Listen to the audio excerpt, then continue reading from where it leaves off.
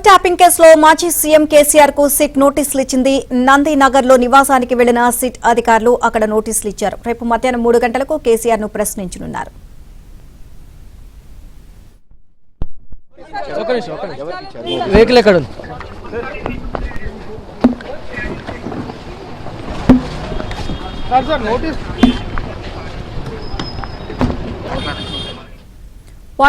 CrPC కింద కేసీఆర్ కు SIT అధికారులు నోటీసులు ఇచ్చారు. 65 సంవత్సరాల కంటే ఎక్కువ వయసు ఉండడంతో ఇంట్లోనే విచారణ చేస్తామని అన్నారు. తప్పనిసరిగా పోలీస్ స్టేషన్ కు హాజరు కావాల్సిన అవసరం లేదు అన్నారు. కేసీఆర్ కోరుకుంటే జూబ్లీహిల్స్ పోలీస్ స్టేషన్ లో స్వచ్ఛందంగా విచారణకు హాజరు కావచ్చు అని నోటీసులో సిట్ అధికారులు పేర్కొన్నారు. అలాగే ప్రత్యామ్నాయంగా హైదరాబాద్ లో కేసీఆర్ కు అనుకూలమైన ఏదైనా ఇతర ప్రదేశాన్ని ఎంచుకోవచ్చు అన్నారు. హైదరాబాద్ పరిధిలో అనువైన ప్రాంతాన్ని చెబితే అక్కడికే సిట్ టీం వస్తుంది అని నోటీసులో పేర్కొన్నారు.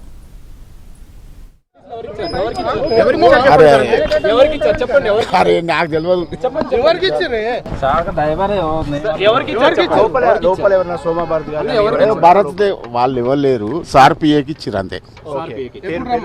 అది తెలియదు. ఇక మేము కూడా బయట ఉన్నాము, వాళ్ళు లోపల మాట్లాడారు వెళ్ళిపోయారు. సార్ పిఏ ఆయనే అంతే. అడ్వకేట్స్ ఎవరు లేరు. సోమా భరత్ గారు కానీ ఎవరు లేరు. ఏ అడ్వకేట్ లేడు. ఏం తెలియదు. వాళ్ళు ఏం మాట్లాడుకున్నారో అది ఏమైంది మనకు తెలియదు. మనం బయట ఉన్నాము అంతే.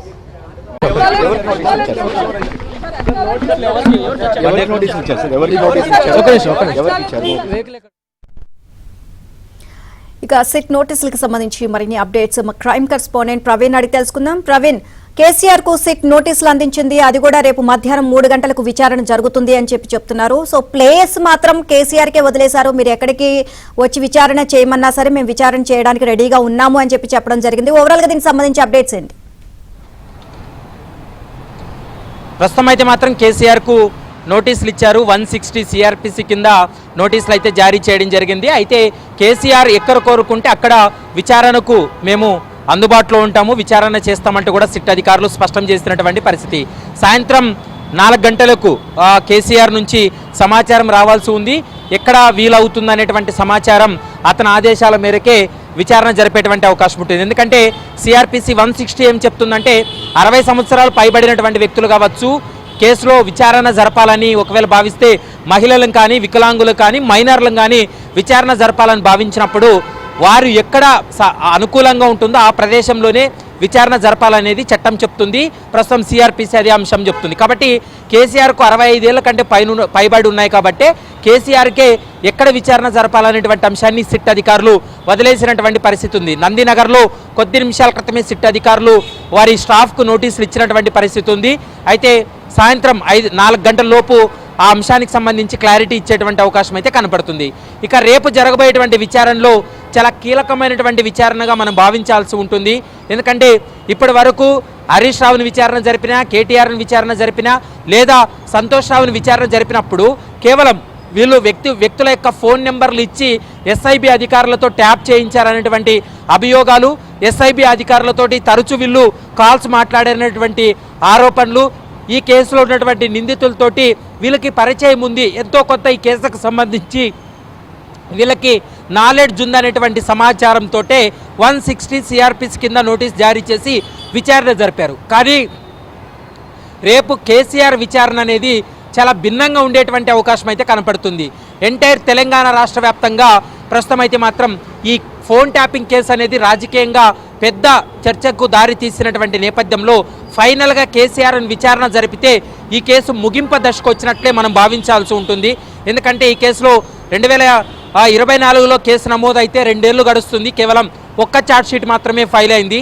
ఫైనల్ ఛార్జ్షీటు ఫైల్ చేసేందుకు సిట్ అధికారులు పూర్తి స్థాయిలో సిద్ధంగా ఉన్నారనేది మనకు స్పష్టంగా అర్థమవుతుంది. రేపు జరగబోయేటువంటి విచారణలో ఎలాంటి అంశాలు కేసీఆర్ని అడుగుతారనేది ప్రస్తుతం అయితే మాత్రం కొంత ఉత్కంఠ అయితే కలిగిస్తుంది. ఎందుకంటే ఎస్ఐబి కార్యకలాపాలు కావచ్చు, ఇంటెలిజెన్స్ కార్యకలాపాలన్నీ కూడా కేవలం డైరెక్ట్గా సీఎంకే రిపోర్ట్ చేస్తారు. ఇంటెలిజెన్స్ ఐజీగా ఉన్న, ఇంటెలిజెన్స్ చీఫ్గా ఉన్నటువంటి వ్యక్తులు ఎవరైనా కానీ డైరెక్ట్గా సీఎంకే రిపోర్ట్ చేస్తుంటారు. మరోవైపు ఎస్ఐబి అధికారులు కూడా డైరెక్ట్గా సీఎంకే రిపోర్ట్ చేస్తున్నటువంటి నేపథ్యంలో ఈ ఫోన్ ట్యాపింగ్ వ్యవహారానికి సంబంధించి అప్పటి ఎస్ఐబి చీఫ్గా, ఇంటెలిజెన్స్ చీఫ్గా ఉన్నటువంటి ప్రభాకర్ రావు డైరెక్ట్ కేసీఆర్కే రిపోర్ట్ చేసి ఉంటాడు కాబట్టి ఆ అంశానికి సంబంధించి కూడా పూర్తి స్థాయిలో విచారణ జరుపుతారు. మరోవైపు ఎస్ఐబి చీఫ్గా ఉన్నటువంటి ప్రభాకర్ రావు రిటైర్డ్ అయిన తర్వాత చరిత్రలో ఎన్నడూ లేని విధంగా ప్రభాకర్ రావునే మరోసారి రిటైర్డ్ అయిన తర్వాత కూడా ఇంటెలిజెన్స్ చీఫ్గా అతన్ని నియామకం జరిగింది. ఆ నియామకం వెనుక ఉన్నటువంటి అసలు ఉద్దేశం ఏంటనేటువంటి దానిపైన కూడా కేసీఆర్ నుండి సమాచారం రాబట్టేటువంటి అవకాశం ఉంటుంది. ఎందుకంటే ఇంటెలిజెన్స్ చీఫ్గా నియామకం వెనుక ఖచ్చితంగా సీఎం పాత్ర ఖచ్చితంగా ఉంటుంది. అప్పటి సీఎం కేసీఆర్గా ఉన్నారు కాబట్టి ఎందుకు అతన్ని రిటైర్డ్ అయిన తర్వాత కూడా ఇంటెలిజెన్స్ చీఫ్ యొక్క బాధ్యతలు అప్పగించడం కారణం వెనక ఏంటి, ఫోన్ ట్యాపింగ్ కోసమే అతన్ని ఆ బాధ్యతలు అప్పగించారా అనేటువంటి అంశానికి సంబంధించి కూడా సుదీర్ఘంగా విచారణ జరిపేటువంటి అవకాశం అయితే కనపడుతుంది. మరోవైపు రాజకీయ నేతలు, వ్యాపారవేత్తలు, వాళ్ళు టార్గెటెడ్గా ఉన్నటువంటి వ్యక్తులు, ప్రైవేటు వ్యక్తుల యొక్క ఫోన్లు ట్యాప్ అయినట్లు ఇప్పటికే సిట్ అధికారులు కొన్ని ఆధారాలు, కొన్ని స్టేట్మెంట్లు, మరోవైపు కొన్ని టెక్నికల్ ఎవిడెన్స్ను కూడా సేకరించడం జరిగింది. ఆ ఎవిడెన్స్ అన్నింటినీ కూడా ఆధారంగా చేసుకొని కేసీఆర్ను విచారణ జరిపేటువంటి అవకాశం ఉంటుంది.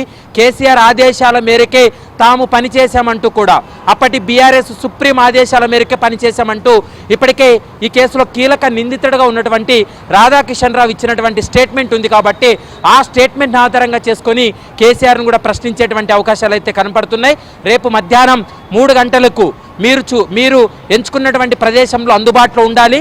ఆ మధ్యాహ్నం 3 గంటలకు విచారణ ప్రారంభిస్తామనేటువంటి అంశాన్ని సిట్ అధికారులు చెప్తున్నారు. రేపు మాత్రం ఖచ్చితంగా 3 ఐపీఎస్ అధికారులతో పాటు మరొక 2 అధికారులు అడిషనల్గా మొత్తం 5 మంది అధికారులు కేసీఆర్ను ప్రశ్నించేటువంటి అవకాశం అయితే కనపడుతుంది. సుదీర్ఘంగా ప్రశ్నించేటువంటి అవకాశం ఉంటుంది. మరి రేపు జరగబోయేటువంటి విచారణకు సంబంధించి మరికొద్దిసేపట్లోనే సిట్ అధికారులకు ఎక్కడ విచారణ జరపాలి, ఎక్కడ అందుబాటులో ఉంటారనేటువంటి ఆ సమాచారాన్ని సిట్ అధికారులకు కూడా తెలియజేసేటువంటి అవకాశం ఉంటుంది.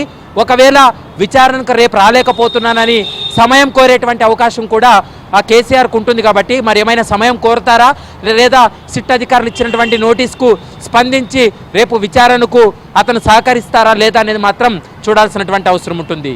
Nilima. Right, thank you Praveen.